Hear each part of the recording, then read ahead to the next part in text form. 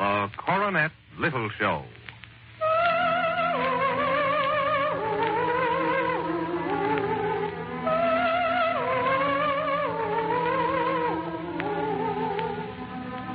The Coronet Little Show, presenting fact and fiction, dramatized by the Coronet Storyteller.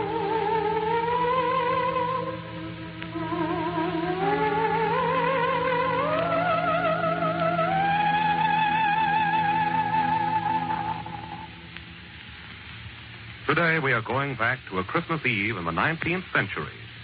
O. Henry's story of the true Christmas spirit, of love and sacrifice, the gift of the Magi, will be brought to you in just a moment by the Coronet Storyteller.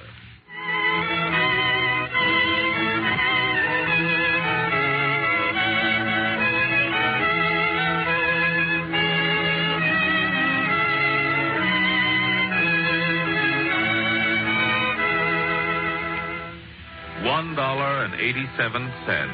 That was all. And 60 cents of it was in pennies. Pennies saved 1 and 2 at a time. Della counted it for the third time. $1.84, $1.85, $1.86, $1.87. It was still the same. And the next day would be Christmas. $1.87 with which to buy a present for Jim. Her Jim. There was clearly nothing to do but flop down on the shabby little couch and howl. So Della did it. While Della's sniffles are gradually subsiding, take a look at the vestibule below, where you will see on the letterbox a card bearing the name Mr. James Dillingham Young. The Dillingham had been flung to the breeze during a former period of prosperity, when its possessor was being paid $30 per week. Now, when the income was shrunk to $20, the letters of Dillingham looked blurred, as though they were thinking seriously of contracting to a modest and unassuming D. But whenever Mr. James Dillingham Young came home and reached his flat above, he was called Jim and greatly hugged by Mrs. James Dillingham Young. That's Della. She has now finished her cry and is looking into the pier glass, attending to her cheeks with a powder rag. Suddenly, as she stands before the glass, she pulls down her hair and lets it fall to its full length. Now, there were 2 possessions of the James Dillingham Youngs in which they both took a mighty pride. One was Jim's gold watch that had been his father's and his grandfather's. The other was Della's hair, which now ripples about her, shining like a cascade of brown waters and reaching below her knees. Her eyes are brilliant, but her face has lost its color. Nervously and quickly, she does her hair up again, slips into her old brown jacket, puts on her old brown hat, and in the twinkling of an eye, she is halfway down the stairs and out on the street.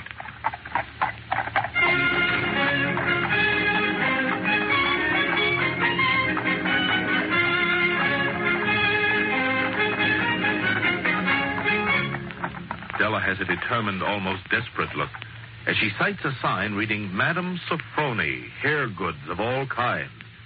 She stops quickly, then opens the door, which leads to a flight of stairs. Della rushes panting up the stairs and plumb into the portly figure of Madame Sofroni. Will you buy my hair? I'd buy hair? Take your hat off. That's ever sighted the looks of it. Down ripples the brown cascade. $20. All right.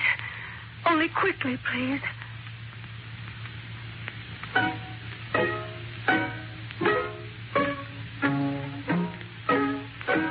In a few moments, the implacable Madame Sofroni and her scissors have done the job. And Della, minus her hair, but richer by $20, flees from the store into the street again.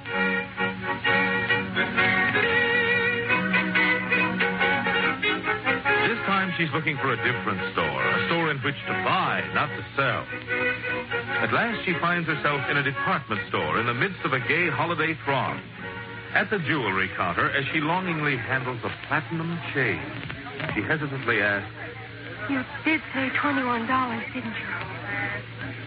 Yes, that's what I thought. This is it. This is the present just made for Jim and no one else. There's no other like it in any of the stores. She knows, for she turned all of them inside out. It's a platinum fob chain, simple and chaste in design. Della has made her mind up. I'll take it. With the chain wrapped in a holiday box and clutched in her eager hand, Della finds herself again out on the street.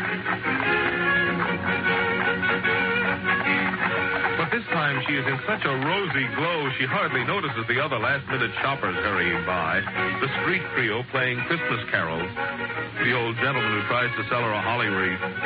It seems but seconds until she is back in the little furnished flat again. There's a sudden shock as the pier glass confronts her, this time accusingly. Now comes the moment of reckoning as she gazes with dismay at the short ends of her hair. The rosy glow gives way to prudence and reason. Out comes the curling iron, on with the gas jet, as she sets to work repairing the ravages made by generosity and love. In 40 minutes, she finishes with the last curl lying tiny and close to her head, making her look wonderfully like a truant schoolboy.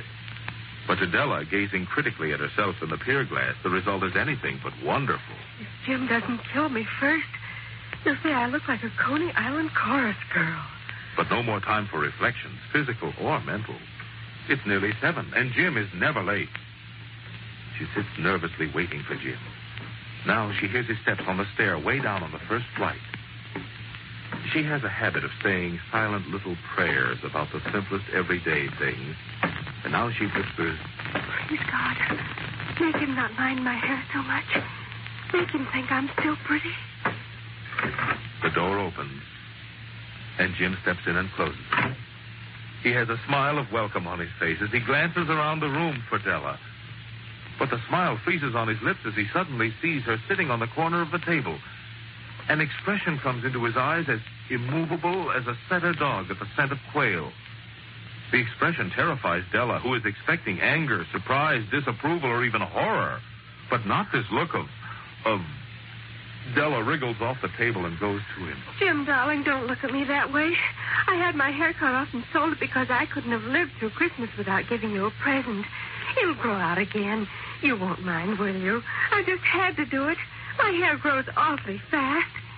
Say Merry Christmas, Jim, and let's be happy. And wait till you see the beautiful gift I got for you. Della rattled on like that. But after she was all through, all Jim could ask laboriously was, You've cut off your hair. Della tried again, this time more patiently. Sold, I tell you. Sold and gone, too.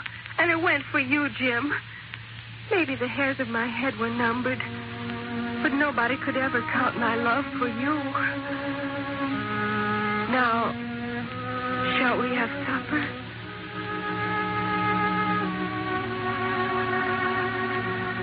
At last, Jim seemed to wake out of his trance. He enfolded Della in his arms.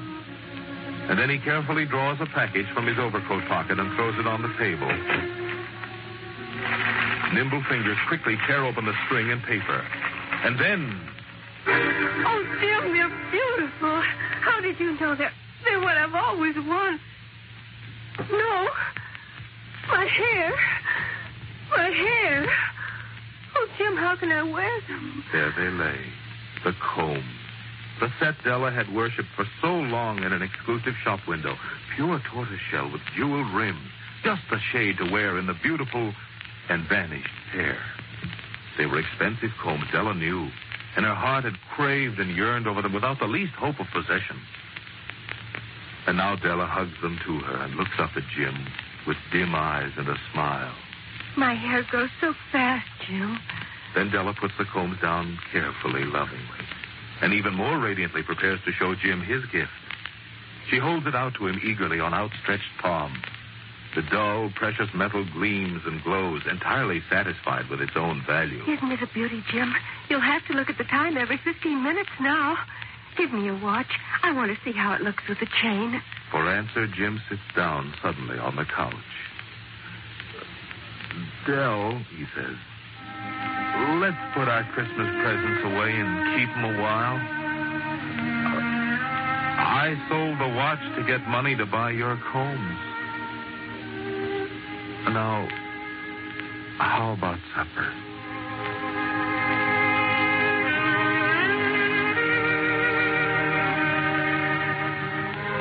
Magi, as you know, were wise men who brought gifts to the babe in the manger. They invented the art of giving Christmas presents. Being wise, their gifts were no doubt wise ones, possibly bearing the privilege of exchange in case of duplication. And here I have lamely related to you the uneventful chronicle of two foolish children in a flat who most unwisely sacrificed for each other the greatest treasures of their house. But in a last word to the wise of these days, let it be said that of all who give gifts, these two were the wisest. Of all who give and receive gifts, these foolish ones were the wisest. They are the Magi.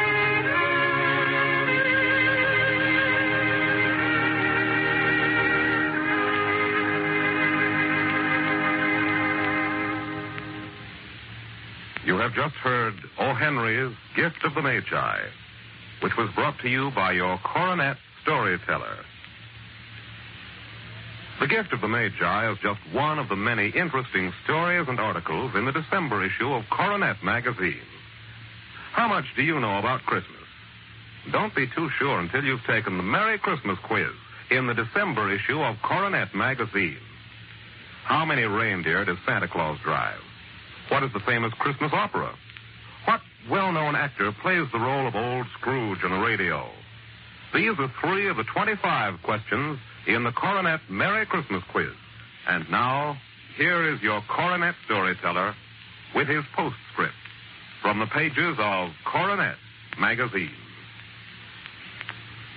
Be sure to join us next week, same time, same station, for another story from the pages of Coronet magazine. The Curse of the Barcarolle.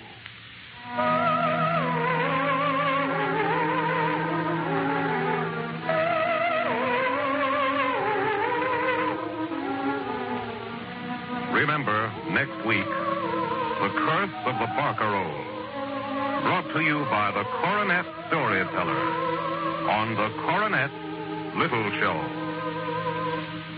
This is Mutual.